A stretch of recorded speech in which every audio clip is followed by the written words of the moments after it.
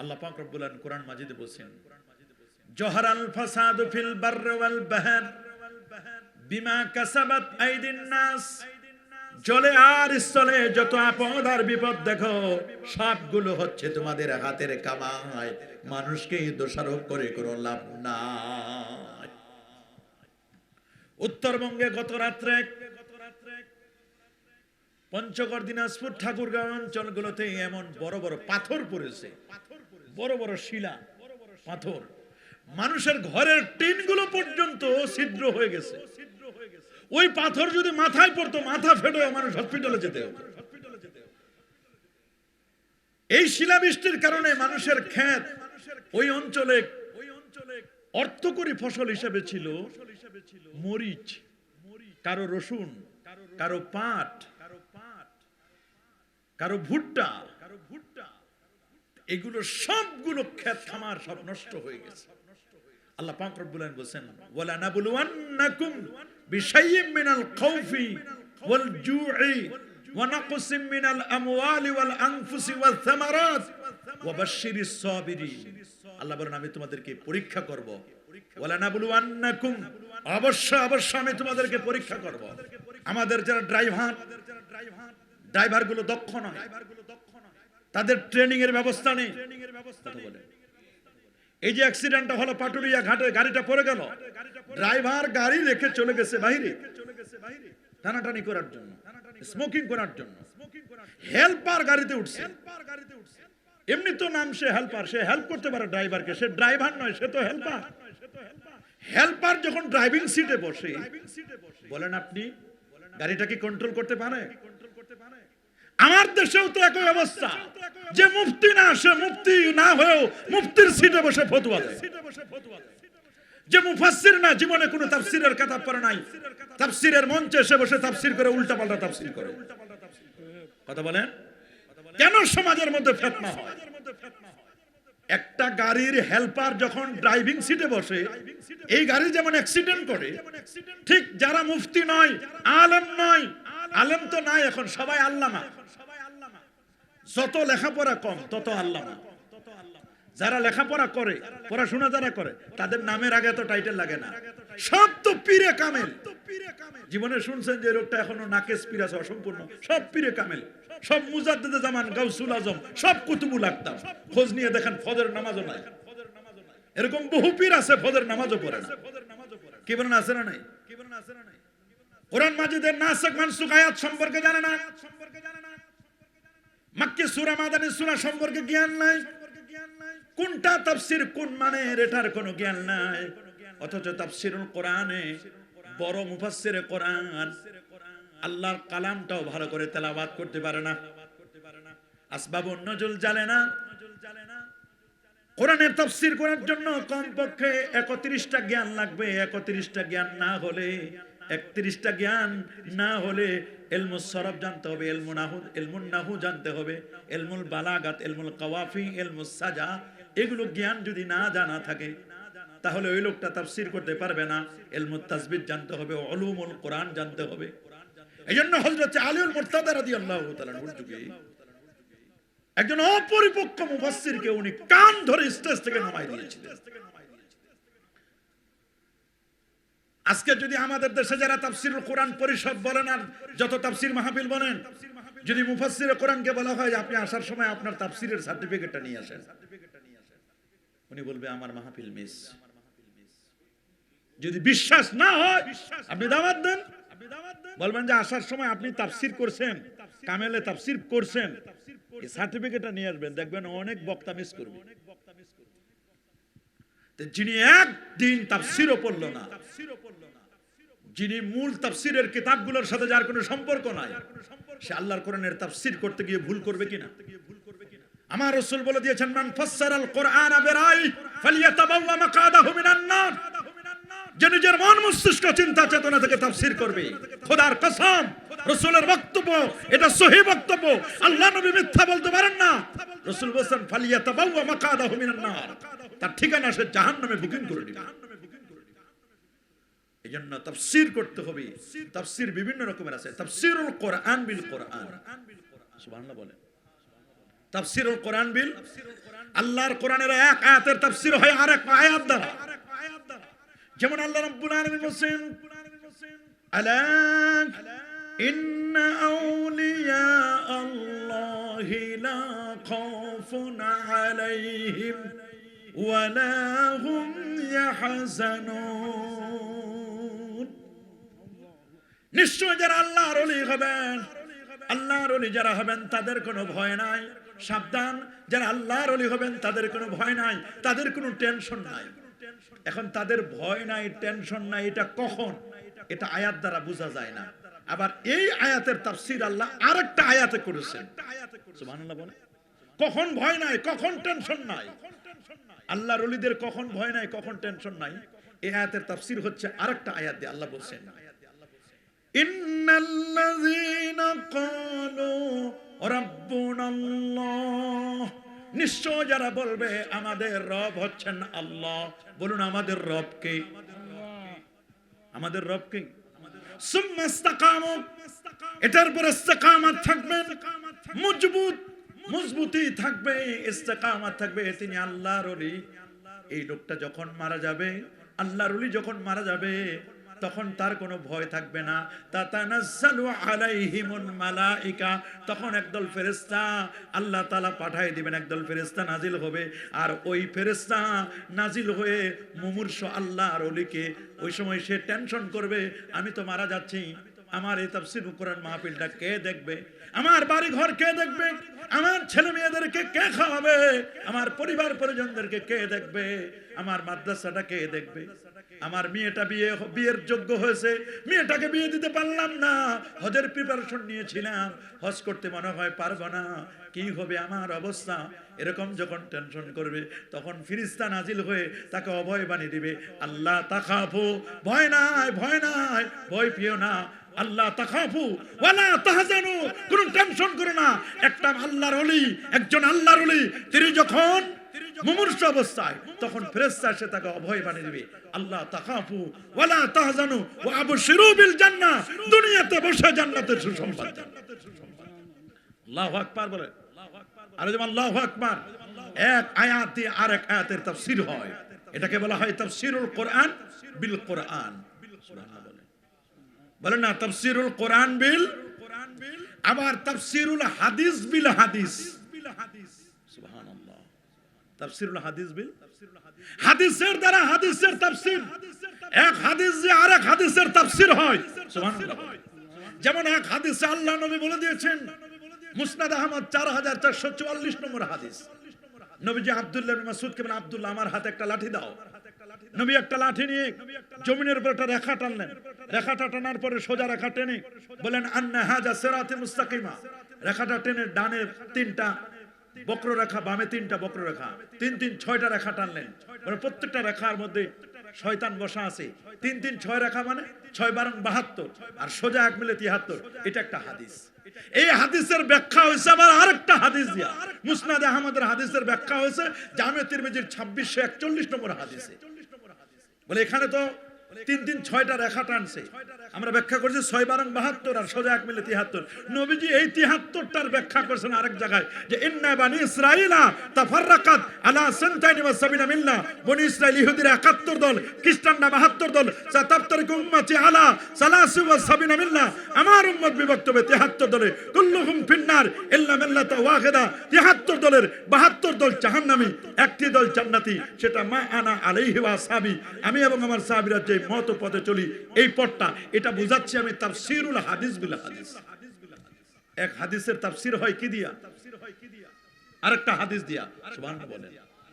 তা আমার কোরআনে আছে সূরাতুল বাকারা, সূরাতুল বাকারা যেমন আছে, এরপর আছে সূরাতু আলে ইমরান। সুবহানাল্লাহ বলেন। ইমরানের পরিবারকে নিয়ে আল্লাহ তাআলা একটা সূরা দিয়েছেন। তাহলে নিঃসন্দেহে এই পরিবারটা ভালো পরিবার। আজকে তো আমাদের সমাজে পরিবার থাকতেছে না, পরিবারের বড় অভাব, পরিবার পাওয়া যায় না। ছেলে বিদেশে, মেয়ে বিদেশে, স্ত্রীকেও বিদেশে পাঠিয়ে দিলাম, কারণ মেয়ে বলছে মাকে পাঠায় দাও। আপনি একাই মুরব্বী মানুষ, বাসায় বসে ধুকে ধুকে খাবার পান না ঠিক মতো, ওষুধ খেতে পারেন না, ওয়াশরুমে যেতে পারেন না, একা একাই পরিবার ছাড়া একবার মেয়ের চিন্তা করেন, একবার ছেলের চিন্তা করেন, একবার ওয়াইফের চিন্তা করেন। আপনার এই বয়সে 60 বছর 70 বছর বয়সের মুরব্বী, এই মুহূর্তে ওনার স্ত্রী দরকার কাছে খেদমতের জন্য, আর সেই স্ত্রীকে ওনার সহযোগীকে নিয়ে গেছে মেয়ে, নিয়ে গেছে ছেলে, বিদেশে লন্ডনে নিয়ে গেছে, আমেরিকায় নিয়ে গেছে। উনি একা একজন ব্যক্তি, একা একজন পরিবার। দেখেন এই মানুষটার কত পরিবারের প্রয়োজন। পরিবার ছাড়া ধুকে ধুকে মারা যায়। এক পর্যায়ে হঠাৎ করে দেখবেন একদিন মরে রয়েছে, ঘরের দরজা বন্ধ, দরজা খুলে ভেঙে শেষ পর্যন্ত লাশ বের করতে হয়। ছেলে আসতে পারে না, মেয়ে আসতে পারে না। অথচ যদি আমার পরিবার থাকতো, ছেলেরা, নাতিরা, নাতনি যারা আছে এরা আমার আশপাশে ঘুরতো, নাতি এসে একবার সালাম দিত, নাতনি এসে একবার ঘাড়ে উঠতো, একজন এসে মাথায় উঠতো, সারাদিন তাদেরকে নিয়ে আনন্দ ফুর্তিতে থাকতাম, হয়তোবা এই কারণে আরো স্বাচ্ছন্দ্য জীবন যাপন করতে পারতাম। ইসলামের প্রথম পরিবারটি হচ্ছে আদম এবং হাওয়া আলাইহিস সালাম, জান্নাতি পরিবার। আল্লাহু আকবার বলেন। ইসলামের প্রথম পরিবার জান্নাতি পরিবার। আদম আলাইহিস সালাম একাই ছিলেন। বলে আল্লাহ আমার একাই ভালো লাগতেছে না, একা একা তো ভালো লাগার কথা না। আল্লাহ তাআলা তার বাম পাজর হাড় থেকে পরিবারের সদস্য বানাই দিলেন হাওয়াকে, সুবহানাল্লাহ বলেন। এবং আল্লাহ তাআলা এরকম দুই জোড়া করে সন্তান দিলেন, হাবিল এবং কাবিলের সাথে, একজন করে এক বোন এক ভাই। এভাবে সন্তান হতে হতে হতে হতে সারা পৃথিবীতে পরিবার ছড়িয়ে পড়ল, নারী আর পুরুষ। ইয়া আইয়ুহান নাস ইন্না খালাকনাকুম মিন যাকারিন ওয়া উনসা ওয়া জাআলনাকুম শুউবান ওয়া কাবাইলা লিতাআরাফু ইন্না আকরামাকুম ইনদাল্লাহি আতকাকুম। সুবহানাল্লাহ। ইয়া আইয়ুহান নাস ইত্তাকু রাব্বাকুমুল্লাযী খালাকাকুম মিন নাফসিন ওয়াহিদা ওয়া খালাকা মিনহা যাওজাহা ওয়া বাসসা মিনহুমা রিজালান কাসীরান ওয়া নিসা ওয়াত্তাকুল্লাহাল্লাযী তাসাআলুনা বিহি ওয়াল আরহাম। এইভাবে করে গোটা পৃথিবীতে পরিবার ছড়াই দিলেন। পরিবারের দরকার আছে না নাই? বলেন না, পরিবারের দরকার আছে না নাই? আস্তে আস্তে কিন্তু দিন দিন করে বিদেশিদের মতো, ওয়েস্টার্ন কান্ট্রির মতো আমাদের পরিবার ধ্বংস হয়ে যাচ্ছে। পরিবার নাই বললে চলে। কত নায়ক নায়িকা মারা যায়, কত এলিট পারসন মারা যায়, দেখবেন এদের পরিবার নাই। বলে পরিবারের খবর কি? বলে ওনারা বিদেশে আছেন, কে কোথায় আছে খবর নেই। কথা বলেন, জোরে বলেন। আমরা কি পরিবারে থাকতে চাই কি চাই না? পরিবার দরকার আছে কিনা? হযরত উসমান ইবনে মাসউদ রাদিয়াল্লাহু তাআলা নবীর কাছে পারমিশন চাইলেন, ইয়া রাসূলুল্লাহ আমি জঙ্গলে যেতে চাই, হুজুর জঙ্গল মে মঙ্গল হয়, হুজুর আমি পরিবার ছেড়ে চলে যেতে চাই অনেক দূরে। নবীজি বলেন লা রাহবানিয়াত ফিল ইসলাম, শোনো না, ইসলামের মধ্যে কোনো রাহবানিয়াত নাই, তুমি একাই থাকবা এটা নয়, বরং তুমি তোমার বাসায় বসে যখন নামাজ পড়বে, নামাজে যখন দাঁড়াবা, তোমার নাতি তোমার নামাজ দেখবে, তোমার নাতনি নামাজ দেখবে, তোমার বৌমা তোমার নামাজ দেখবে, তোমার স্ত্রী তোমার নামাজ দেখবে, তোমার নামাজ দেখে আরেকজন নামাজি হবে। অন্ধকারাচ্ছন্ন পরিবেশ থেকে মানুষ আলোর পথ পাবে, তোমাকে দেখে মানুষ হেদায়েত পাবে। সুবহানাল্লাহ। এই জন্য আলেম হওয়ার চেয়ে হাদি হওয়া বেশি গুরুত্বপূর্ণ। আলেম মানে আবেদ। আপনি একজন আলেম, একজন আবেদ। আবেদ মানে কি? আবেদ মানে যিনি নিজে নিজে শুধু ইবাদত করে। আর হাদি মানে কি? হাদি বলা হয় যে নিজে ইবাদত করে মানুষদেরকে ইবাদত মুখী করে। আবেদের চেয়ে হাদির দাম বেশি। বলেন না, আবেদের চেয়ে হাদির দাম কি বেশি? আবেদ মানে নিজে বসে বসে তাসবিহ, তাহলিল, মুরাকাবা, মুশাহাদা, আওয়াবিন, ইশরাক, চাশ, তাহাজ্জুদ সব পড়তেছে, কিন্তু ওনার দ্বারা দুইটা মানুষের হেদায়েত হয় না। কিন্তু আপনার একটা কথায়, আপনার একটা ওয়াজ ও নসিহতে, আপনার একটা বাণীতে একটা মানুষ যদি হেদায়েত হয়, একটা মানুষ যদি এই পথে আসে, একটা মানুষ আপনাকে দেখে যদি ইসলাম জানে, ইসলাম শিখে প্র্যাকটিসিং মুসলিম হয় সে, তাহলে তো আপনি আদাল্লু আলাল খায়রি কাফাইলিহি, আপনি যে মানুষকে সঠিক পথের দিশা দিচ্ছেন, এই জন্য আপনিও সওয়াব পাবেন। আল্লাহু আকবার বলেন। আর যেমন আল্লাহু আকবার। আলে ইমরান, সূরাতু আলে ইমরান, দেখেন এই সূরাটা, সুবহানাল্লাহ বলেন। তৃতীয় সূরাটার নাম সূরাতুন নিসা, নারীদের নামে সূরা। আল্লাহু আকবার বলেন। নারীদের নামে সূরা। আজকে সমাজের মধ্যে কেন এগুলো হচ্ছে? বেহায়াপনা, বেলাল্লাপনা, এত অনাবৃষ্টি, অতিবৃষ্টি, আবার প্রস্তর খণ্ড, শিলাবৃষ্টি হচ্ছে, বড় বড় পাথর। আগে কি এগুলো হতো? এগুলো হতো না। এগুলো আমাদের হাতের কামাই, এগুলো আমাদের হাতের। নবীজিদের 1000 বছর আগে জামে তিরমিজির হাদিসে বলে দিয়েছেন, ইজা উত্তুকিজাল ফাইউদওয়ালা ওয়াল আমানাতু মাগনামা ওয়াজ যাকাতু মাগরামা তুল্লিম আলা গায়রিদ্দিন আতা রাজুল ইমরাতাহু ওয়া আক্কা উম্মাহু ওয়া আদনা সাদিকাহু ওয়া আকসাবাহু ওয়া জাহারাতিল আসওয়াতু বিল মাসাজিদ ওয়া সাদাল কাবিলাতা ফাসিকুম ওয়া কানা সাইমুল কাওমি আরজালহুম উকরিমা রাজুলুম মাখাফাতা শাররি ওয়া জাহারাতিল কায়নাত ওয়াল মাআজিব ওয়া শুরিবাতিল খুমুর ওয়া লানা আখিরু হাযিল উম্মাতি আওয়ালাহা ফারতাকিবু ইনদা যালিকা রিহান হামরা ওয়া জালজালাতান ওয়া খাসফান ওয়া মাসখান ওয়া কাযাফান রাওয়াহু তিরমিজি।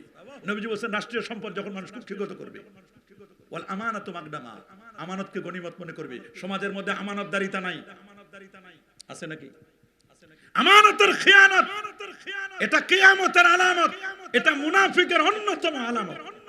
এক সাহাবী এসে রাসূলকে জিজ্ঞেস করেন, হুজুর মাতা সা ইয়া রাসূলুল্লাহ, হুজুর কিয়ামত কবে হবে? নবীজি বলেন ইজা দুজ্জাতিল আমানা, মানুষের যখন আমানতদারিতা থাকবে না। আমরা তো মনে করি আমানতদারিতা মানে শুধু টাকা রাখলাম আর দিতে পারলাম, এটা আমানত না। এটা আমানত নয়, এটা একটা আমানত। আপনার দেহটা আমানত, চোখ আমানত। এই চোখটা যদি সারাক্ষণ মোবাইল আর গেম দেখে দেখে নষ্ট করেন চোখটা, আল্লাহর কাছে আপনাকে জবাবদিহি করতে হবে। এই চোখ দিয়ে যদি ফ্রি ফায়ার দেখে না, সারাক্ষণ এই চোখ দিয়ে মোবাইল দেখে, আছে না নাই? চোখগুলো নষ্ট করে ফেলে। কানের মধ্যে ডিজে পার্টির গান শোনার জন্য কানের মধ্যে হেডফোন দিয়া কানটারে নষ্ট করলেন। এই কান আপনার আমানত, এই জন্য আল্লাহর কাছে জবাবদিহি করতে হবে। কি জবাবদিহি করতে হবে না? আপনি শরীরে রক্ত বিক্রি করে আপনি মদ খালেন, গাঁজা কিনলেন, ইয়াবা কিনলেন, বাবা কিনলেন, এটা আপনার আমানত। দেহটা আমানত। বলেন দেহটা কি? ওয়ালা তুলকু বিআইদিকুম ইলা তাহলুকাত, যারা স্মোকিং করেন, ধূমপান করেন, যারা গুল খায়, ধূমপান করে, স্মোকিং এর গায়ে লেখা আছে এটা স্ট্রোকের কারণ, এটা ক্যান্সারের কারণ, এটা হৃদরোগের কারণ, এটা যত রকমের জটিল কঠিন রোগের কারণ লিখে দেওয়া আছে। এটা খেলে বিপদ হবে, তারপর আমরা এটা খাচ্ছি। এটা খেয়ে আমার জীবনটাকে নষ্ট করে দিচ্ছি। তা আমি আল্লাহর কাছে জবাবদিহি করতে হবে না আমাকে? কি বলেন? একটা উপর থেকে 3 তলা বিল্ডিং তে ঝাঁপ দিয়ে পড়ে গেলে, এই যে আপনি মারা গেলেন, এই জন্য আপনি তো নিজে আত্মহত্যা করলেন। ওয়ালা তাকতুলু আনফুসাকুম, তোমরা নিজেদেরকে আত্মহত্যা করিও না। আত্মহত্যাকারী কিয়ামতের ময়দানে আল্লাহ তার জীবন দিবেন, আবার মারবেন, আবার জীবন দিবেন, আবার মারবেন, আবার জীবন দিবেন। এরকম হাতুড়ি দিয়ে শুধু মারা হবে, উপর থেকে ফেলাই দেওয়া হবে। বড় কঠিন অবস্থা। আত্মহত্যা করা একটা জঘন্যতম অপরাধ। অনেকে অনেকগুলো ঘুমের ট্যাবলেট খায় মারা যায়, আছে না? অনেকে খারাপ ওষুধ খেয়ে নিজের জীবনটাকে নষ্ট করে দিচ্ছেন। আপনার হার্ট, হৃদপিণ্ড, এটা আল্লাহর পক্ষ থেকে আমানত। হাত আমানত, কথার আমানতদারিতা আছে। একটা মানুষ, দুইজন মানুষ কথা বলতেছে, আরেকটা মানুষ এসে শুনতেছে, বলে ভাই তুমি কেন শুনলা? এটা কথার আমানত। অথবা যখন লোকটা মানুষ কথার সাথে আরেকটার সাথে কথা বলতেছে, যদি এদিক সেদিক তাকায়, তাহলে বুঝতে হবে যে এই কথাটা আমানত। কিন্তু আমরা অনেক সময় কথা ফাঁস করে দিই। কি বলেন? কথা ফাঁস করে দেই কিনা? একটা ড্রাইভারের কাছে গাড়িটা আমানত, কথা বলেন না? একটা ড্রাইভারের কাছে গাড়ি কি? কিন্তু ড্রাইভার সাহেব ঠিক মতো না ঘুমায়া, উনি যখন চোখে ঘুম নিয়ে গাড়ি চালায়, এই গাড়ি চালার কারণে গাড়ি নষ্ট। গাড়ি নষ্ট হয় কিনা? যখন গাড়িটা অ্যাক্সিডেন্ট করে গাড়িটা নষ্ট হয় না? গাড়িটা গাড়ির জন্য বিপদ, ড্রাইভারের জন্য বিপদ, যাত্রীদের জন্য বিপদ, গাড়িটা গিয়ে যেখানে ধাক্কা খাইবে সেটার জন্য বিপদ। আলেম যদি ওই রকম ব্রেক ফেল করে, আলেম ওই রকম বিপদগ্রস্ত। যে আলেম বেয়াদব, কি আলেম? আমাদের সমাজে বেয়াদব আলেম আছে না? আদব কায়দা নাই, নবীর শান মান ইজ্জত তাজিম তাওকিরের কথা বুঝতে চায় না, এরকম আলেম আছে না নাই? আমি এদের নাম দিয়েছি ব্রেক ফেল করা আলেম। যে আলেম বেয়াদব, এটা ব্রেক ফেল করা গাড়ির মতো। একটা গাড়ি যদি ব্রেক ফেল করে, তাহলে এই গাড়িটার জন্য ক্ষতিকর, ড্রাইভারের জন্য ক্ষতিকর, যাত্রীর জন্য ক্ষতিকর। গাড়িটা গিয়ে যে গাছে ধাক্কা খাবে, গাছটাও শেষ হয়ে যাবে। বেয়াদব যখন সমাজের মধ্যে থাকে, বেয়াদব নিজে ক্ষতিগ্রস্ত হয় না, বেয়াদব ভাইরাসের মতো পুরো এলাকাকে নষ্ট করে। কি বলেন? আছে না নাই? আমাদের সমাজে এরকম বেয়াদব আছে না? এই গত 3-4 দিন আগের কথা শুনলাম, এক আলেম নামের জালেম কলঙ্ক বলেছে কি জানেন? আয়াতুল্লাহ খোমেনিরে যদি আল্লাহ জান্নাতে দেয়, কারে? ইরানের প্রেসিডেন্ট ছিল আয়াতুল্লাহ খোমেনি, তাকে যদি আল্লাহ জান্নাতে দেয় আর আমারও যদি ওই জান্নাতে দেয়, তো ওই জান্নাতে আমি থাকবো না, ওই জান্নাতটা বিক্রি করে আমি জাহান্নামে যাব। দেখেন, এগুলো কি কোনো আলেমের বক্তব্য হতে পারে? কে জান্নাতে যাবে আর কে যাবে না, এটা বলেন না, কে জানেন? দেখতেছেন লোকটা খুব ভালো, আমল আখলাক সব ভালো, মরণের সময় ঈমান নিয়ে মরতে পারে নাই। কথা বলেন, আছে না এরকম? আবার দেখতেছেন একটা লোক সারা জীবন অপকর্ম, অন্যায় অপকর্ম করেছে, মরণের সময় কলেমা পড়ে মরছে। হয় না? খাতেমা বিল খাইর, হুসনুল আকিবা কাকে আল্লাহ দান করবেন এটা একমাত্র আল্লাহ পাক রব্বুল আলামিন জানেন। কারণ আমি যখন আমার মায়ের পেটে 1 মাস 120 দিন 4 মাস বয়স, তখন এই পেটের ভিতরে আল্লাহ ফেরেশতা পাঠায় দিয়ে রুহের মধ্যে আল্লাহ পাঠায় দিয়েছেন যে লোকটা শাকিউন নাম সাঈদুন, সুভাগা না দুর্ভাগা, জান্নাতি না জাহান্নামী, সে কবে জন্মগ্রহণ করবে, কবে মারা যাবে, কি উপার্জন করবে, কি খাবে না খাবে, কত টাকা পয়সা আয় করবে, রোজগার করবে, সব লেখা। তাহলে এত দাফাদাফি লাফালাফি ফালাফালি যা করি, এগুলো সব ফালাফালি, এগুলো সব আমাদের খালি নিজেদের একটু সান্ত্বনা ছাড়া আর কিছুই না। আমার মায়ের পেটে যখন আমার বয়স 4 মাস, তখনই আল্লাহ এগুলো লিখে দিয়েছেন কয় টাকা ইনকাম করব, কবে মারা যাব, কবে জন্মগ্রহণ করব। আমি তাকদার লেখা আছে, আমি জান্নাতি না জাহান্নামী। কিন্তু সমস্যা হলো আমি খালি জানি না, এটাই সমস্যা। আমি যদি জানতাম যে আগামী বছর মারা যাব, তাতে 1 বছরের জন্য এমন ফ্যামিলি প্ল্যান করতাম, 1 বছরে কোথাও যেতাম না, খালি মসজিদে বসে বসে থাকতাম, তাসবিহ তাহলিল জিকির আজকার মুরাকাবা মুশাহাদা, সত্য কথা, জীবনে মিছা কথা কইতাম। কিন্তু কেউ তো জানি না। আশার সিরিয়াল আছে, যাওয়ার কোন সিরিয়াল আছে? বলেন, আশার সিরিয়াল আছে, যাওয়ার সিরিয়াল আছে? সমাজের মধ্যে কিছু আলেম বের হয়েছে, আপনাদের সমাজে আমাদের সমাজে এলিট কিছু পার্সন বের হয়েছে। এরা যখন এই বিয়ানীবাজার, এই লাউতা অঞ্চল থেকে, মোল্লাপুর অঞ্চল থেকে যখন বিদেশে যায়, যাওয়ার সময় মায়ের দোয়া নেয়, বাবার দোয়া নেয়, নাই কিনা, দাদা দাদির দোয়া নেয়, এলাকাবাসীর দোয়া নেয়, ইমাম সাহেবের দোয়া নেয়, সবার দোয়া নিয়ে বিদেশে যায়। যাওয়া গেল দোয়া নিয়ে, আসার সময় বিদেশ থেকে বড় বড় কম্বল নিয়ে আসে, দোয়া বিদেশে রেখে আসে। সমাজের মধ্যে এসে বলে দোয়া নাই। আছে না নাই? এরকম একদল আছে না? যাওয়ার সময় বিদেশে যখন গেল, আকামা হওয়ার আগ পর্যন্ত দোয়া চাইছে, ইমাম সাহেবের দোয়া করতে পারেন আমার যেন আকামাটা হয়, পারমিটটা যেন হয়। যতক্ষণ পর্যন্ত আকামা না হচ্ছে ততক্ষণ পর্যন্ত দোয়া চাচ্ছে। মাঝখানে অসুস্থ হলে দোয়া চাই, এলাকাবাসীর কাছে দোয়া চাই যে এখনো কাজ পায় না, আকামাটা যেন হয়, সরকারের জন্য পারমিটটা হয়। যখনই আকামা হলো তখন আকাম করা শুরু করে দিল। আকামা হওয়ার পরে কি শুরু করে? আকাম। বাংলাদেশ থেকে যে হাত এই পর্যন্ত ছিল, আকামা হওয়ার পরে হাত উঠে এবারে কথা বলে, যে হাত বাংলাদেশে এই পর্যন্ত উঠতো, আকামা হওয়ার পরে আর এই পর্যন্ত উঠে না, এবার হাত ছোট হয়ে গেছে। আকামা হওয়ার আগ পর্যন্ত এখানে নামাজ পড়ে 2 পায়ের মাঝখানে ফাঁক ছিল 4 আঙ্গুল। আকামা হওয়ার পরে এবার বড় করে দাঁড়ায়, দখল করে। আছে না নাই? যখন কম্বল আর বড় যায় নামাজ, 3 বছর পর 4 বছর পর যখন আসে, আকামা হয়েছে, পেটে ডলার ঢুকছে, রিয়াল ঢুকছে, কি ঢুকছে, ডলার রিয়াল, এগুলো যখন পেটে ঢুকছে, যখন কিছু জমা হয়েছে, তখন হেডামও বাড়ছে।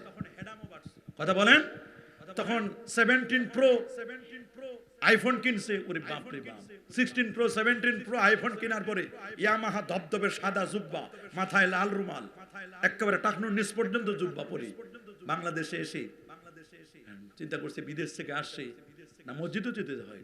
মসজিদে যাওয়ার পর দেখে ইমাম সাহেব মাগরিবের নামাজের পরে দোয়া করছে। এবার বলছে মাগরিবের পরে একটু মিলাদ হবে, দোয়া হবে, আপনারা বক্কা, মানে আপনারা বসেন, দোয়া হবে নাকি? ইমাম সাহেব বাদ দেন এগুলো দোয়া, বাদ দেন মিলাদ, সব রাখেন এগুলো। আমি 4 বছর 5 বছর অমুক দেশে ছিলাম, অমুক দেশে ছিলাম, মিলাদ নাই, দোয়া নাই, বাদ দেন। এই ইমামকে পাল্টাও, আমি ইমাম রাখবো, যত টাকা লাগে আমি দিব।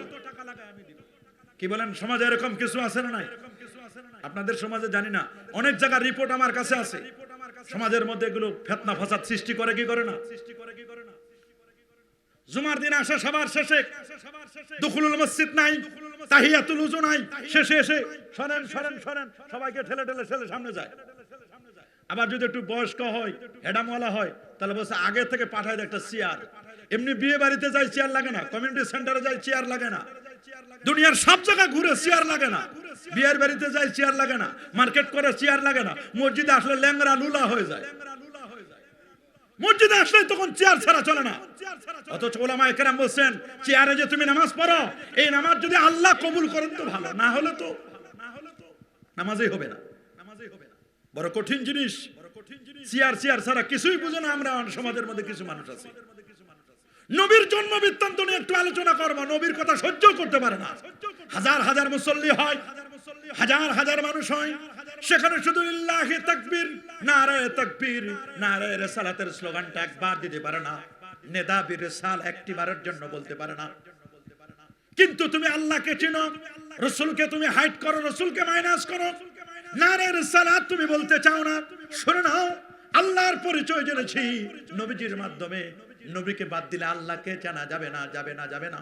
সূরা ইখলাসের মধ্যে আল্লাহর পরিচয়, কুল হুয়াল্লাহু আহাদ আল্লাহুস সামাদ লাম ইয়ালিদ ওয়া লাম ইউলাদ ওয়া লাম ইয়াকুল লাহু কুফুয়ান আহাদ। আল্লাহর পরিচয় শুরু হয়েছে হুয়াল্লাহু আহাদ থেকে। কিন্তু কুল কি? কুল ইয়া হাবিবি, দোস্ত আমার, বন্ধু আমার, আপনি বলুন। কুল হলো রিসালাত, হুয়াল্লাহু আহাদ এখান থেকে হলো তাওহীদ। তাওহীদের উপর অবিচল থাকতে হলে রিসালাত লাগবে। আল্লাহর পরিচয় জেনেছি নবীর মাধ্যমে, নবীকে হাইড করার সুযোগ নাই। নবীকে বাদ দিতে চায়, নবীর রিসালাতকে বিশ্বাসই করে না। অথচ সাহাবায়ে কেরামের আদব দেখো, সাহাবায়ে কেরাম নবীকে কিভাবে আদব দেখাইছেন। সুবহানাল্লাহ। বলেন তো, আপনার আমার রক্ত খাওয়া বৈধ না অবৈধ? রক্ত খাওয়া যাবে? হারাম না?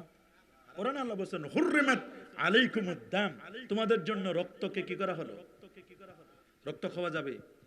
গরুর রক্ত, মুরগির রক্ত, ছাগলের রক্ত যাবে নাকি?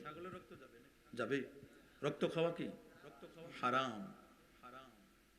তো নবীজির রক্ত মোবারকটা পান করেছিল চারজন সাহাবী। লা তামুসুন নারু আবাদা, ওই লোককে জাহান্নামের আগুন স্পর্শ করবে না। মান শারিবা দামি, যে আমার রক্ত পান করলো। আল্লাহু আকবার বলে।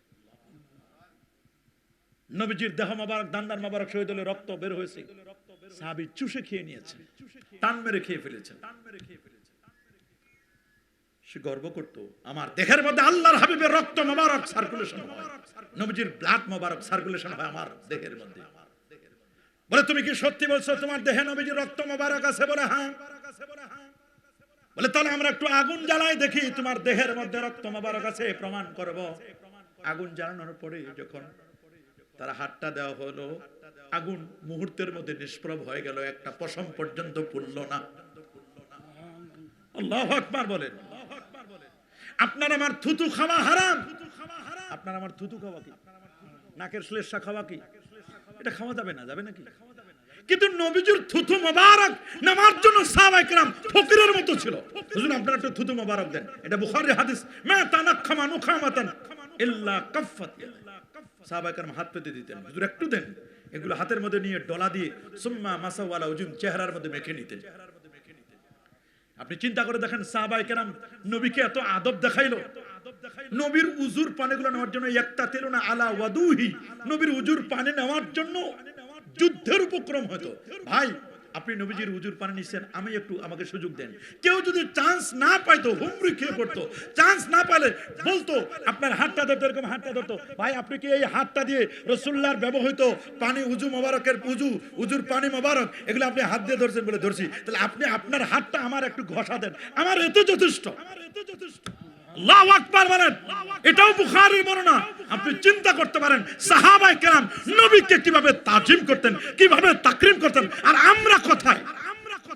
আজকে আমাদের অবস্থান কোথায়? নবীর কথা সহ্য করতে পারি না। বলছে হাসরের ময়দানে নবীজি ফেল করে তাকাই থাকবেন, নবী কাউকে শাফাআত করতে পারবেন না। নবীর রওজা মুবারকে লেখা শাফাআতি লিআহলিল কাবায়ের মিন উম্মতি, আমার উম্মতের মধ্যে যারা কবিরা গুনাহ করবে, আমার রাসূল বলেন আমি নিজে সুপারিশ করে তাদেরকে জান্নাতে নিয়ে যাব। ওয়াদানি রাব্বি আইয়ুদখিলানিয়াল জান্নাতা মিন উম্মতি বিগাইরি হিসাব, আমার আল্লাহ আমার সাথে ওয়াদা করেছেন আমার উম্মতের 120টা কাতারের, অন্যান্য উম্মতের মধ্যে 120টা কাতারের 80টা কাতার আমার উম্মত হবে। এবং আমার আল্লাহ ওয়াদা করেছেন প্রথম চান্সে 70,000 বিনা হিসাবে জান্নাত। আমি বললাম আল্লাহ আমারে আরো দেন। বলে আরো লাগবে? নেন, আরো নেন। প্রত্যেক হাজারে আরো 70,000। বলে আল্লাহ আরো দেন। বলে এবার হিসাব নিকাশ নাই। সালাসু হাসায়াত এরকম করে ধরবেন, নিবেন আর জান্নাতে ফেলে দিবেন। আল্লাহু আকবার বলেন। এটা কেমন? এটা লাইসা কামিসলিহি শাই, এটা আমরা কেউ বলতে পারবো না। আল্লাহু আকবার বলেন। আপনার আমার পেশাব খাওয়া এটা হারাম, পেশাব খেলে হসপিটালে যেতে হবে। নবীজির ইউরিন প্রস্রাবটা পান করেছিল দুইজন সাহাবিয়া মহিলা। নবীজি বলছেন তুমি এটা পান করার কারণে তোমার কখনো পেটের অসুখ হবে না। কেমন নবী, কেমন দয়ার নবী, কেমন মায়ার নবী ছিলেন, যে কারণে 4 ইমামের বক্তব্য আপনি শুনলে বা কবেন। 3 ইমাম বলেন পৃথিবীর শ্রেষ্ঠতম শহর হলো মক্কা শরীফ। আর ইমাম মালিক ইমামুদ দারুল হিজরা, যিনি মদিনা শরীফের মাটিতে কোনোদিন জুতা পায়ে দিয়ে হাঁটেন নাই, হেরেমের মধ্যে কখনো বাথরুম করেন নাই। বাথরুম করার প্রয়োজন হয়েছে এক পা হেরেমের বাইরে আরেক পা হেরেমের মধ্যে রেখে বাথরুম করে পাক সাফ হয়ে মসজিদে নববী হেরেমের ভিতরে প্রবেশ করেছেন। দোতলা বিল্ডিং এ উঠতেন না। ইমাম মালিক রাহমাতুল্লাহ আলাইহি, যিনি মায়ের পেটে 24 মাস 2টা বছর মায়ের পেটে ছিলেন। নবীর দেশে তার ইন্তেকাল হোক, হারামাইনের শরীফাইনের মধ্যে উনি মদিনা শরীফে ইন্তেকাল হওয়াটাকে পছন্দ করতেন। এইজন্য তিনি আর শেষ বেলায় শেষ সময়ে তিনি আর হজ করতেও গেলেন না।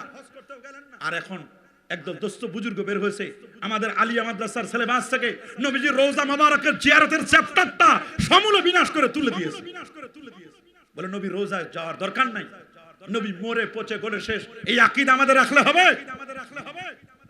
ঈমান বিধ্বংসী কাজ করতেছে সমাজের মধ্যে, ফিতনা ফাসাদ বিপর্যয়।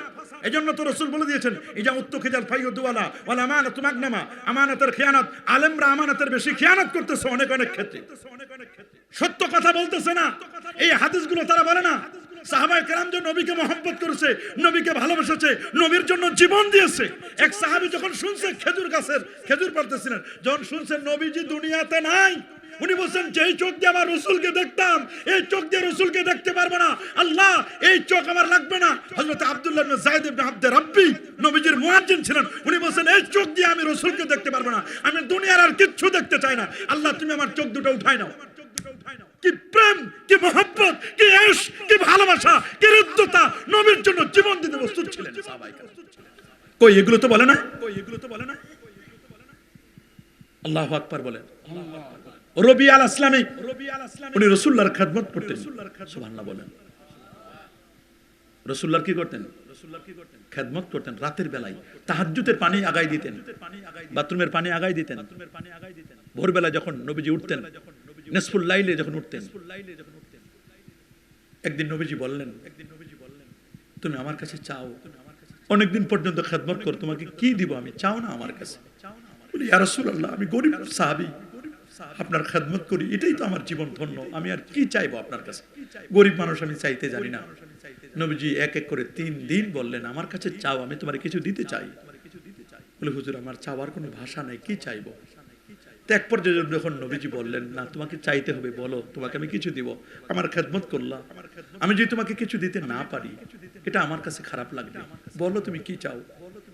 এক পর্যায়ে বললো ইয়া রাসূলুল্লাহ আপনার হুজরা মোবারক, আপনার রুমে আমি যেমন আপনার কদমের নিচে আমি শুয়ে থাকি, রাত বিরাতে আপনি যখন আমাকে ডাকেন আমি উঠি, আপনার খেদমত করি। হুজুর আপনি তো জান্নাতে যাবেন, তো ওই আপনার জান্নাতে যে রুমে থাকবেন ওই রুমের পিছনে আপনার পায়ের নিচে আমার একটু জায়গা দিয়ে।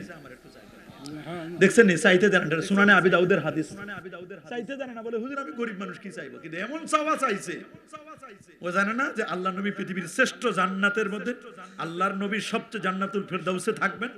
আর ফেরদাউসের তো জান্নাতুল ফেরদাউস আর যেন তো জান্নাত না। তো বলছে হুজুর আপনি যে জান্নাতে থাকবেন ওই আপনার পায়ের নিচে আমার একটু রাখেন। আল্লাহু আকবার বলেন। আপনি চিন্তা করতে পারেন সাহাবী কিভাবে চাইলো এটা। তো নবীজি বলেন অন্য কিছু তো চাইতে পারো না, এইটাই চাইছে। বলে হুজুর আমি গরিব মানুষ কি চাইবো, আমি চাইতে জানি না, আমার এইটুকু দিলে হবে। আসলে কি কম চাইছে? ওরে বাপ রে বাপ, যা চাওয়া চাইছে সে। এবার নবীজি বলেন আচ্ছা যেহেতু তুমি চেয়েছো আর আমিও দিতে চাইছি, যাও আমার একটু সাহায্য করো, আমার একটু সহযোগিতা করবে। কিভাবে? যে তুমি একটু সেজদা করবে বেশি করে, আনতুইনানি বিকাসরাতি সুজুদ, তুমি আমাকে সেজদার মাধ্যমে সাহায্য করবে। তার মানে তুমি নফল নামাজ বেশি করে পড়বে, নফল পড়ে পড়ে পড়ে পড়ে পড়ে আমাকে হেল্প করবে, আমাকে সাহায্য করবে। তুমি যদি নফল নামাজ বেশি পড়তে পারো তাহলে আমি সত্যি তোমাকে আমার সাথে। সে বলছিল হুজুর আমাকে আপনার পাশে রাখবেন, মুরাফাকাতুকা ফিল জান্নাহ। আপনি সুনানে আবি দাউদে লিখে সার্চ দিবেন মুরাফাকাতুকা ফিল জান্নাহ ইয়া রাসূলুল্লাহ। হুজুর আমি জান্নাতে আপনার সাথে থাকতে চাই। দেখেন সাহাবীর কি চাওয়া পাওয়া ছিল। সাহাবায়ে নবীর জন্য নিজের জীবনকে উৎসর্গ করে দিত। একজন ছোট্ট সাহাবী মাত্র 4 বছরের, 4 বছর বয়স, উনি বলছে আমার আব্বা নবীকে দাওয়াত দিয়েছে, আমাদের বাসায় আসছে, নবীর চেহারাটা দেখার জন্য আমি পাগল পারা, নবীকে দেখবো। এই জন্য আমি খুব প্রস্তুতি নিতেছি, সকাল থেকে রাত থেকে আমার প্রিপারেশন। তো নবীজি আসলেন, আসার পরে আমি খালি ঘুরতেছি চতুর্দিকে, খালি নবীর দিকে তাকাই রয়েছি। অ্যাট্রাকটিভ চেহারা, আল্লাহু আকবার, নবীর দিকে শুধু তাকাই রয়েছে। ছোট মানুষ, 4 বছরের। বলে ওই মুহূর্তে 4 বছর যখন বয়স আমার, চতুর্দিকে গেলে ঘুরতেছি, তা আল্লাহর নবী তখন উযু করবি, তো উযু করার জন্য আল্লাহর হাবিব সাল্লাল্লাহু আলাইহি ওয়াসাল্লাম পানি চাইলেন, তা পানি নিয়ে কুলি ফেলছি। আমি তো ছোট মানুষ করে চতুর্দিকে ঘুরতেছি, আমার তো কোনো লিমিট নাই। আমি সামনে পড়ে গেছি, নবীজি কুলি ফেলে দিছে, আর এই নবীজির কুলি মোবারকটা আমার চেহারার মধ্যে পড়ে গেছে। আল্লাহু আকবার, পুরো চেহারাটা আমার নবীজির কুলি মোবারকের পানি দিয়ে আমার চেহারাটা ধোয়া গেছে।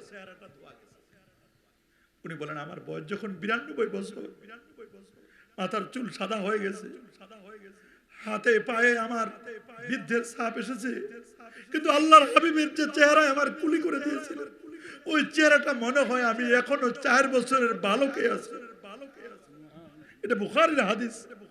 তিনি বলেন ওই সময় আমার 4 বছরের মনে হয় আমি বালক, আমার চেহারায় যে নবীজির, নবী পাক সাল্লাল্লাহু আলাইহি ওয়াসাল্লামের কুলি মোবারকের পানি আমার চেহারায় পড়ছে, চেহারার মধ্যে কোনো পরিবর্তন হয় না।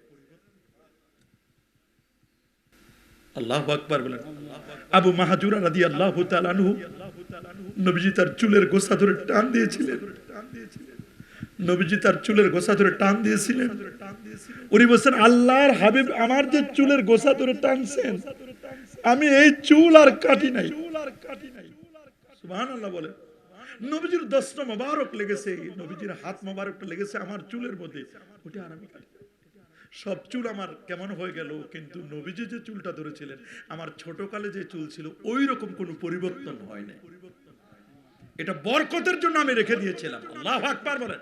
কোরআন বলছে ওয়ালাউ আন্না আহলাল কুরা আমানু ওয়াত্তাকাউ লাফাতাহনা আলাইহিম বারাকাতিম মিনাস সামাই ওয়াল আরদ। যদি জনপদের মানুষগুলো দুইটা জিনিস আমাকে দিত, একটা হলো ঈমান আর একটা হলো তাকওয়া, আমি আল্লাহ তাদের জন্য আসমান আর জমিনের যত বরকতের দরজা আছে সব দরজাগুলো আমি আল্লাহ খুলে দিতাম। কত বরকত, বরকত। অনেকেই তো সেই বরকত আমরা নিতে চাই না। নবীজির সেই বরকতটা অনেকে নিতে চায় না। সাহাবায়ে কেরাম নবীকে কিভাবে মহব্বত করতেন, কিভাবে জান প্রাণ দিয়ে ভালোবাসতেন। সুবহানাল্লাহ বলেন, আল্লাহু আকবার বলেন। আর আজকে আমরা কি হয়ে গেছি, নবীর কথা আমাদের সহ্য হয় না, নবীর শান মানের কথা আমাদের কলিজায় আঘাত লাগে। নবীর জন্য একটু মিলাদ শরীফ পড়বে, একটু দরুদ সালাম পড়বে, নবীর শান মানের একটু কথা বলবে, শানের সালাতের কথা বলবে, বলে না? আছে না? এরা কিসের মতো? ব্রেক ফেল করা গাড়ির মতো। বলেন এগুলো কিসের মতো? ব্রেক ফেল করা গাড়ির মতো আমি মনে করি। বলে আমানাতু মাগনামা ও যাকাতু মাগরামা। যাকাতকে জরিমানা মনে করে। প্রপার ওয়েতে যদি মানুষ যাকাত দিত, সমাজের মধ্যে কি গরিব থাকতো? যাকাত তো আমরা দিচ্ছি না, ট্যাক্স ঠিক মতো দিই, যাকাত দেই না।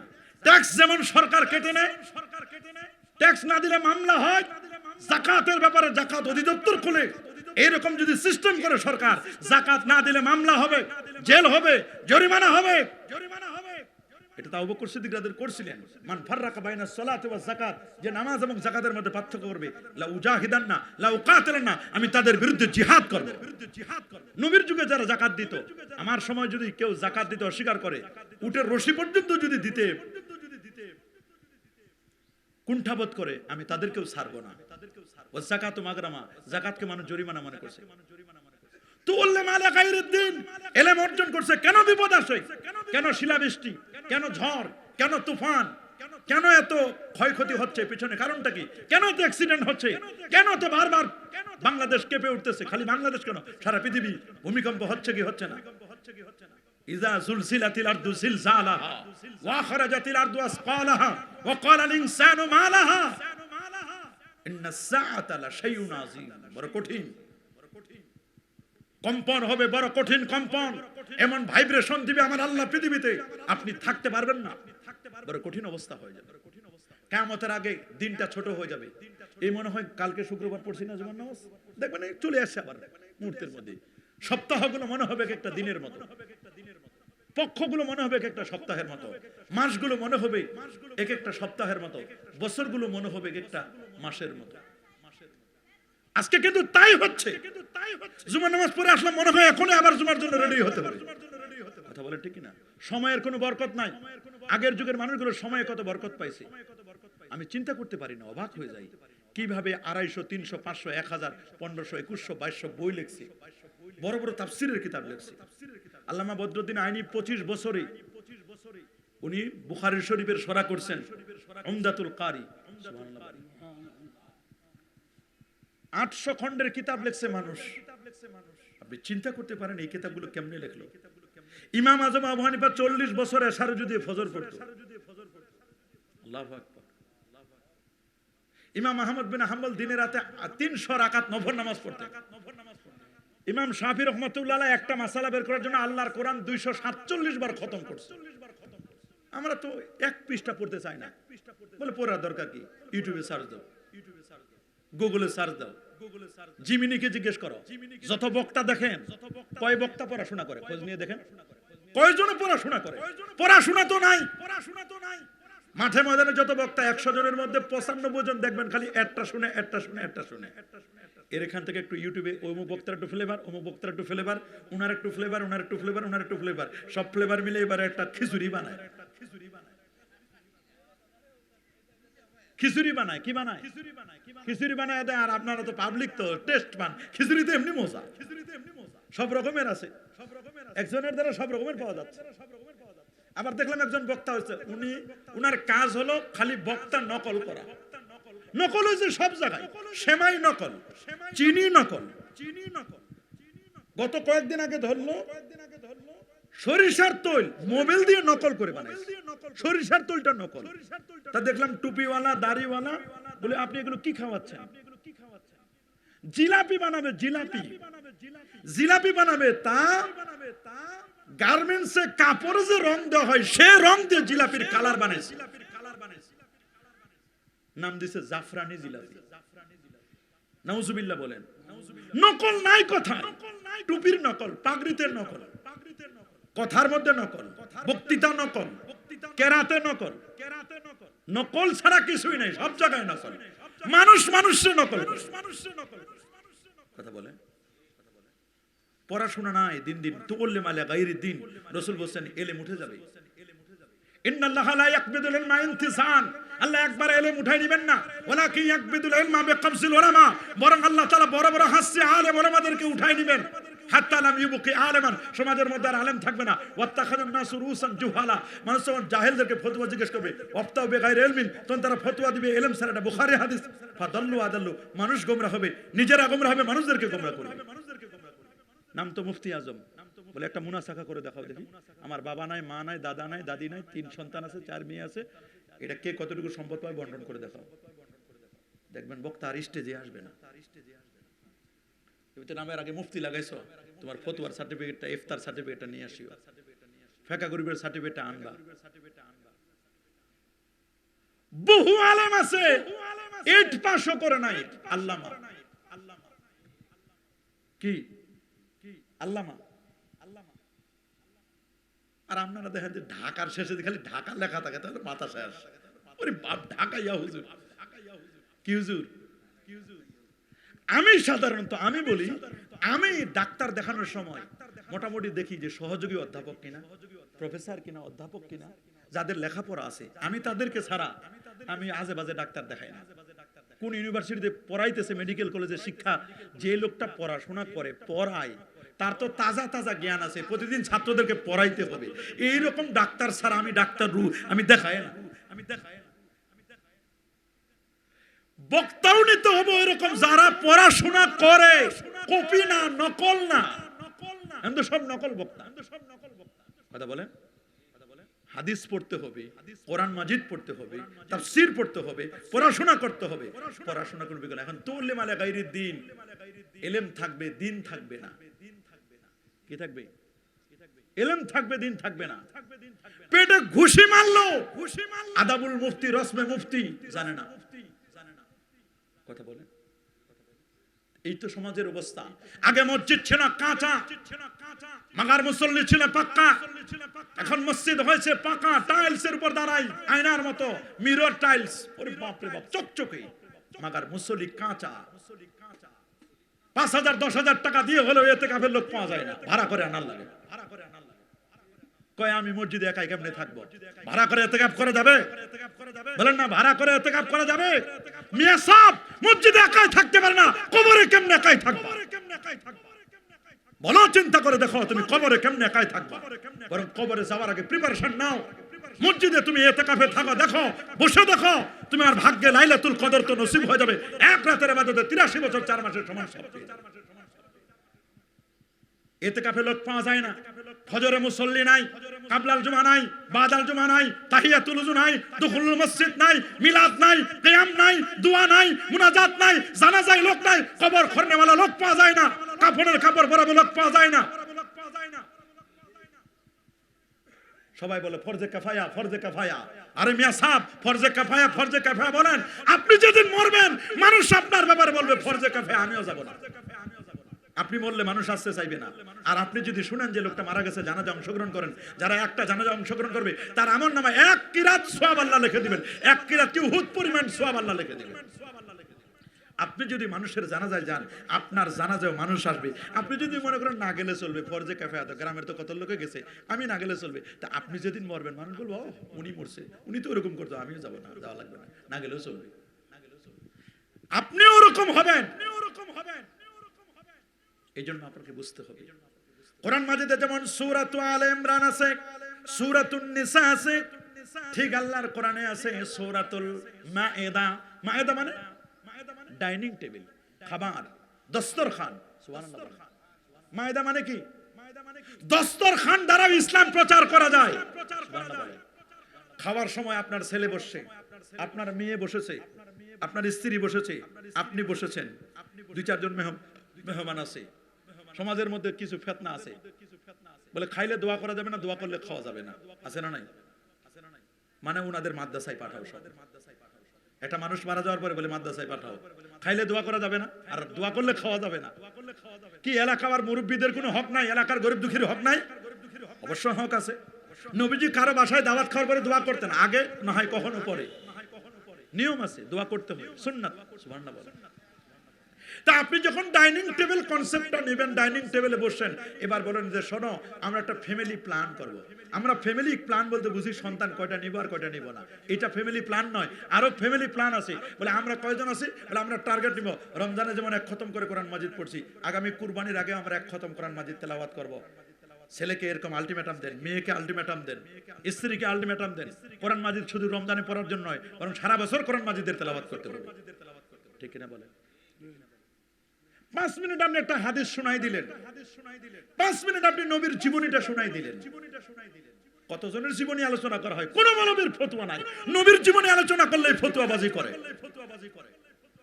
জনাব তারেক রহমান সাহেব, মাননীয় প্রধানমন্ত্রী, কিছুদিন আগে ইমামদেরকে বেতন দিল না, মানে ওই বোনাস 5,000 করে, বিভিন্ন ধর্মগুরুদের 5,000 3,000 করে দিছে না? কথা বলে না, দেখছেন না আপনারা? দিছে কিনা? এটা যখন দিল, দেখলাম আমার সোনার বাংলা আমি তোমায় ভালোবাসি, সোনার বাংলা এত সুন্দর করে গাইলো।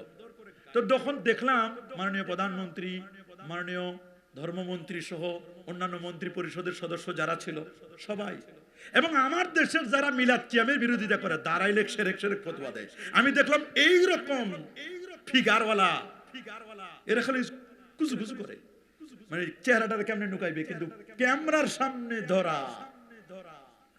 দেখলাম হাতের হাতটা বুকের মধ্যে দিয়ে, আমার সোনার বাংলা আমি তোমায় ভালোবাসি। ইস, সোনার বাংলার ভালোবাসায় বুক ছিঁড়ে যায়। কথা বলেন না কেন? সোনার বাংলায় ভালোবাসায় বুক ছিঁড়ে যায়। সোনার বাংলার ভালোবাসা আমাদের আছে, মাতৃভূমির প্রতি ভালোবাসা আমাদের আছে না? লাল সবুজের পতাকার প্রতি আমাদের ভালোবাসা আছে না? কিন্তু আমার প্রশ্ন সেখানে নয়। আমার প্রশ্ন হলো সোনার বাংলার ভালোবাসায় দাঁড়াতে পারো, নবীর মহব্বতে দাঁড়াইলে কেন ফতোয়াবাজি করো? আমরা তো এই কথা বলি না যে নবীর মহব্বতে দাঁড়ালে এই পরিমাণ সওয়াব হবে। আমরা কি বলি কখনো? এটা তো বলি না। তা আমরা তো সওয়াবের প্রত্যাশা করি না, বরং তাজিমান ওয়া তাকরিমান আমরা সম্মানের জন্য নবীর মহব্বতে দাঁড়াই, নবীকে সালাম পেশ করি। হ্যাঁ, কেউ সালাম দিলে সওয়াব পাবে, সাল্লু আলাইহি ওয়া সাল্লিমু তাসলিমা, দরুদ এবং সালাম দিলে সেটার সওয়াবের কথা বলি। কিন্তু কিয়াম করলে সওয়াব হবে, কেন তুমি বেদাত বলবা? বেদাত বলার অধিকার তোমাকে কে দিয়েছে মিয়া? বেদাত বললে বলতে পারে বেদাতে হাসানা। সমস্ত দেওবন্দীদের মুরব্বী হাজী এমদাদুল্লাহ মুহাজির মক্কি বলেছেন, मैं फकीर मशरब ये है, मैं हर साल मिलाद और कैंप करता हूं, मैं कियाम में बेहद लुत्फ व लज्जत पाता हूं। প্রতি বছর আমার বাসায় মিলাদ পড়ি, কাম করে নবীর মহব্বতে দাঁড়িয়ে সালাতু সালাম পেশ করি, এতে আমি মজা পাই, স্বাদ পাই।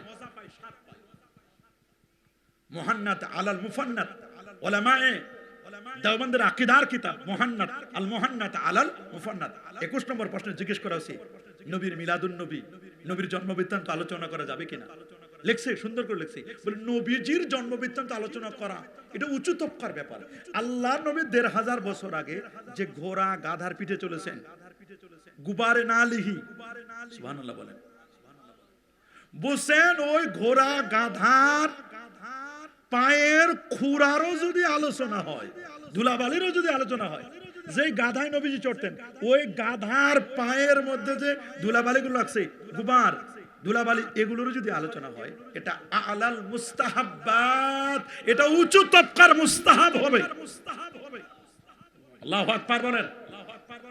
দারুল দেওবন্দ মাদ্রাসা, এটা ইতিহাস পড়লাম, সত্য মিথ্যা আল্লাহ ভালো জানে, এই স্পষ্ট লেখা আছে দারুল দেওবন্দ মাদ্রাসার যিনি প্রতিষ্ঠাতা তো অনেকে, তার মধ্যে একজন আবেদ শাহ হানাফি রহমাতুল্লাহ আলাইহি, উনি 304 রুপি না 301 রুপি টাকা কালেকশন করে, মানুষের কাছে কালেকশন করে সর্বপ্রথম নবীজির প্রতি মিলাদ কিয়াম করে তারপর মাদ্রাসা ফাউন্ডার প্রতিষ্ঠা করছে।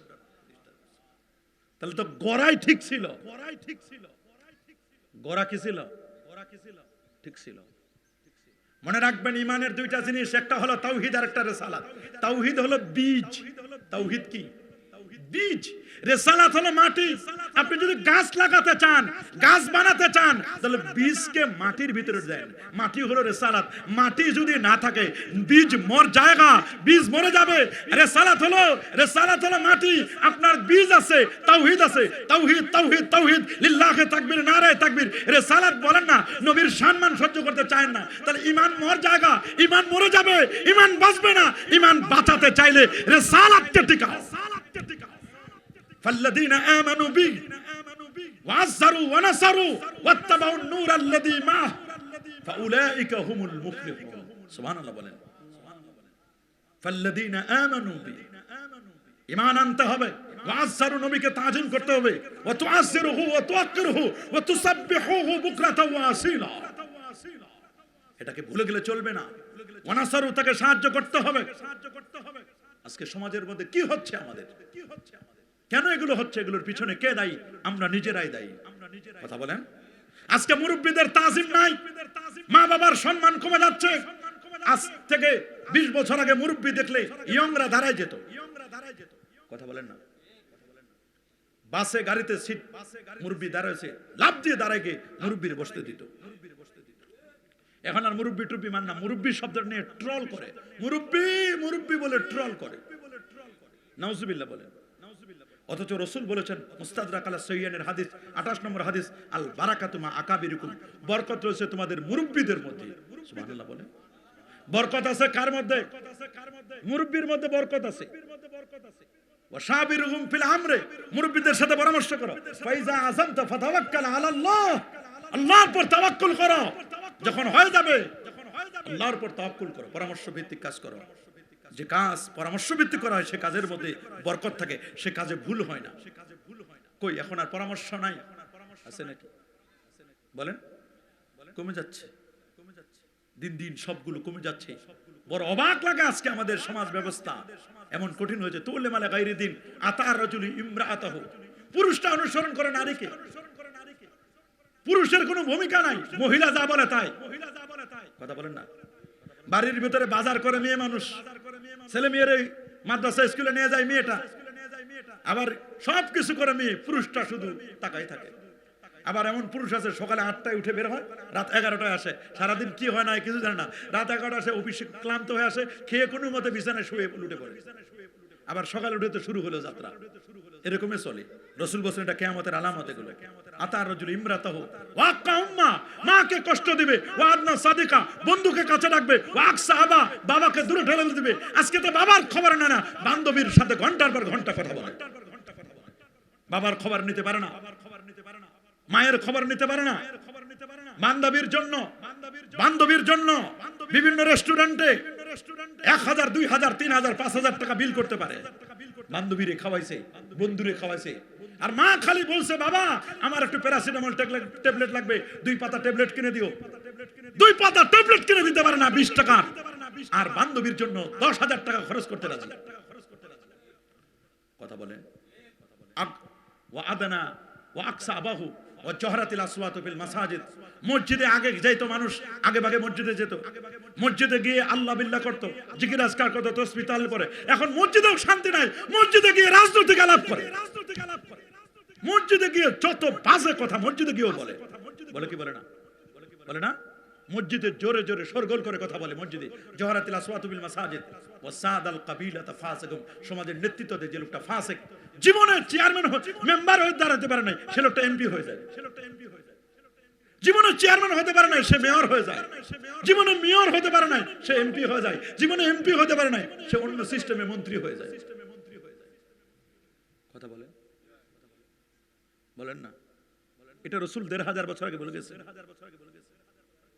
ওয়াকানা সাইমুল কওমে আরজালহুম। সমাজের নেতৃত্ব দিবে সবচেয়ে নিকৃষ্ট মানুষরা। যেই লোকটারে কেউ মূল্যই দিত না, সেই লোকটা সমাজের নেতৃত্ব দিবে। পায়ের মধ্যে এক জোড়া জুতা ছিল না, স্যান্ডেল ছিল না, সে স্যান্ডেল ছাড়া লোকটা চলতো, আর এখন সে সমাজের নেতা। রাসূলকে বলা হলো হুজুর কিয়ামত কবে হবে? বলছে যখন আমানতদারিতা থাকবে না। বলে আমানতদারিতা কখন থাকবে না? রাসূল বলছে ইজা তুকিয়াতিল আমানা ফান্তাজিরিস সা ওয়া ইজা উসসাদা গায়রুহা ওয়া ইজা উসসাদাল আমরু লিগায়রি আহলি ফান্তাজিরিস সা। অযোগ্য লোকেরা যখন যোগ্যতার চেয়ারে বসে যাবে, তখন সমাজের মধ্যে ফিতনা ফাসাদ, কিয়ামত খুব কাছাকাছি। আল্লাহু আকবার। জাহরাতিল কায়নাত ওয়াল মাআজিব। সমাজের মধ্যে ঢোল তবলা, একতারা, দোতারা, সেতারা, আউল বাউল ফাউল নামের যত ভণ্ডামি সব চলবে। তাই তো হচ্ছে এখন সমাজে। মানুষ ব্যাডমিন্টন খেলা নিয়ে পাগল হয়ে গেছে, ফুটবল খেলা নিয়ে পাগল হয়েছে। ফুটবল খেলা যদি এখানে দেওয়া হতো, মানুষের অভাব ছিল না। এখানে যদি ব্যাডমিন্টন খেলা দেওয়া হতো, 5-7 হাজার মানুষ হয়ে যেত। কথা বলেন। আল্লাহর কোরআনের তাফসীর শুনবে, দ্বীনের আলোচনা শুনবে, এগুলো শোনার জন্য মানুষ নাই। দুঃখজনক কথা। কথা বলেন ঠিক না? জহরাতিল কায়নাত ওয়াল মাআজিব, শুরিবাতিল খুমুর, মদ্যপান বেড়ে যাবে। লান আখিরু হাজিল উম্মাত আওয়ালাহা। শেষ যুগের মানুষগুলো প্রথম যুগের মানুষদেরকে গালিগালাজ করবে। আজকে এটাই চলতেছে। সূরা ইব্রাহিমে আমি এটাই বুঝাইতে চাচ্ছি, আলিফ লাম রা। আলিফ লাম রা এর অর্থ একমাত্র আল্লাহ তাআলাই ভালো জানেন। কিতাবুন, কোরআন এমন এক কিতাব, আনসালনাহু ইলাইকা, যেটা আমি আপনার প্রতি নাজিল করেছি। কেন? লিতুখরিজান নাস, এই কিতাব দ্বারা আপনি মানুষদেরকে বের করবেন, মিনাজ জুলুমাত, অন্ধকারাচ্ছন্ন পরিবেশ থেকে, ইলান নূর, আলোকিত পথে নিয়ে যাবেন। আমি যে কথাগুলো বলছি, এই কথাগুলোর দ্বারা অন্ধকারের মানুষগুলো যেন আলোকিত পথ পায়, সত্য পথ পায়, সিরাতে মুস্তাকিমের পথ পায়। এই পথটা আমি আপনাদেরকে চিনাই দিতে চাচ্ছি। এটা বাতিল পথ, এটা হক পথ। আমাকে হক পথ চিনতে হবে, আমাকে বাতিল পথ চিনতে হবে। আস্তাগফিরুল্লাহ রাব্বি মিন কুল্লি যামবি ওয়া আতুবু ইলাইহি লা হাওলা ওয়া লা কুওয়াতা ইল্লা বিল্লাহিল আলিয়্যিল আযীম। আল্লাহুম্মা আমিন। আল্লাহুম্মা আতি নুফুসানা তাকওয়াহা ওয়া যাক্কিহা আনতা খায়রু মান যাক্কাহা আনতা ওয়ালিয়্যুহা ওয়া মাওলাহা। আল্লাহুম্মা ইন্না নাসআলুকা মুজিবাতি রাহমাতিক وعزائم مغفرتي والسلامة من كل إثم والغنيمة من كل بر والفوز بالجنة والنجاة من النار. اللهم إنك عفو كريم تحب العفو فاعف عنا يا غفور يا رب العالمين. اللهم حبب إلينا الإيمان وزينه في قلوبنا وكره إلينا الكفر والفسوق والعصيان. اللهم اجعلنا من الراشدين.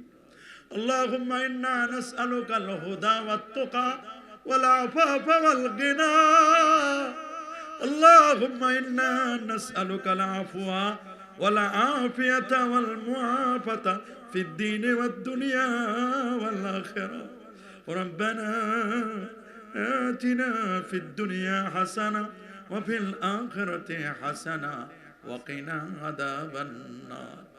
আরব লাউতামল্লাপুর তাফসীরুল কোরআন পরিষদের উদ্যোগে 19তম তাফসীরুল কোরআন মাহফিল আয় আল্লাহ জোহরের নামাজের পর থেকে নিয়ে আসর পর্যন্ত আল্লাহ সূরা ইব্রাহিম থেকে যে আলোচনাগুলো শুনেছি তামামের ভুল ত্রুটি বেয়াদবি মাফ করে আপনার আলিশান দরবারে কবুল করে নিন।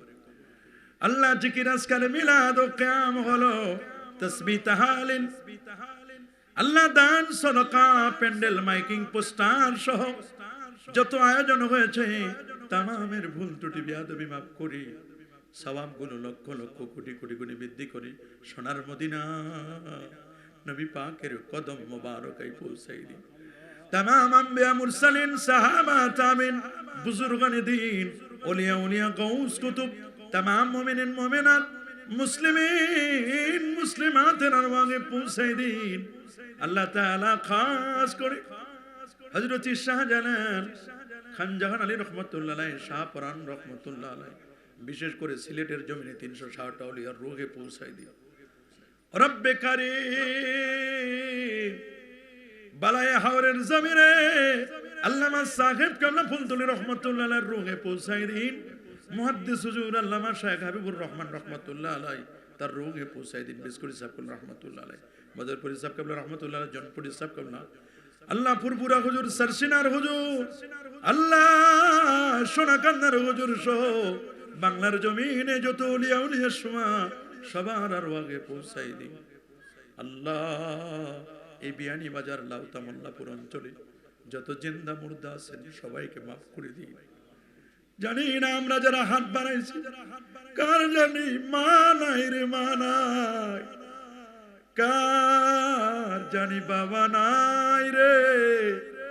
ওই দিন দেখলাম পদ্মা নদীর পারে পাটুরিয়া ঘাটে যেই বাসটা পড়ে গেল, ছোট্ট একটা বাচ্চা কেঁদে কেঁদে বলে মা মা তুমি আমার এতিম বানাইয়া গেলি মা, মাঝে কত মায়া মা।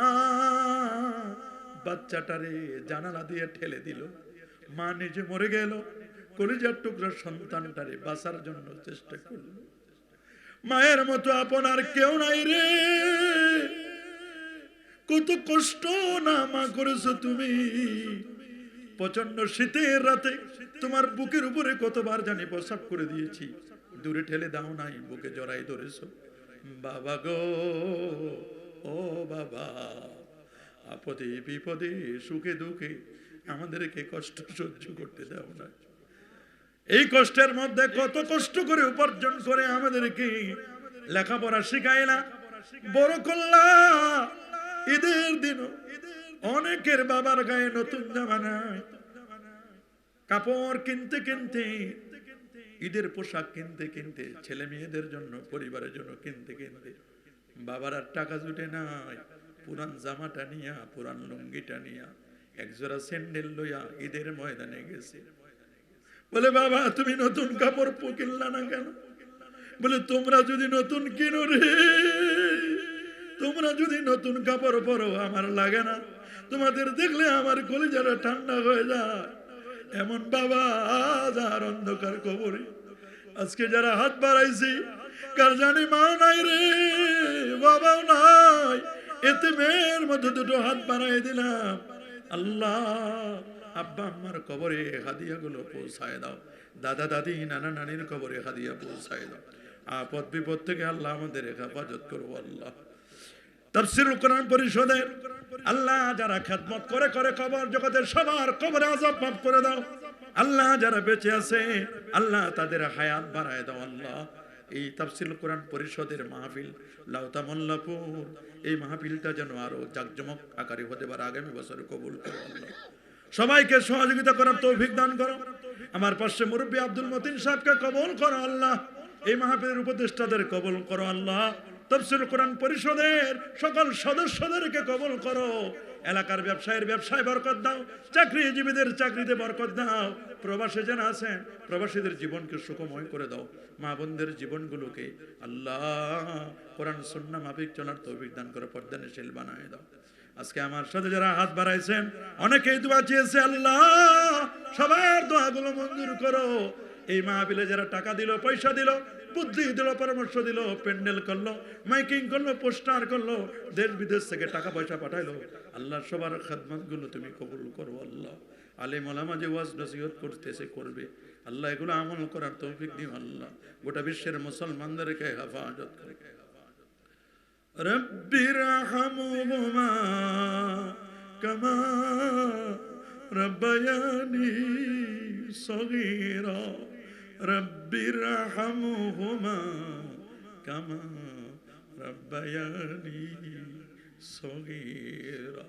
সুবহান রাব্বিকা রব্বিল ইজ্জাতি আম্মা ইয়াসিফুন ওয়া সালামুন আলাল মুরসালিন আলহামদুলিল্লাহি রাব্বিল আলামিন। বিহুরমাতি লা ইলাহা ইল্লাল্লাহু মুহাম্মাদুর রাসূলুল্লাহ।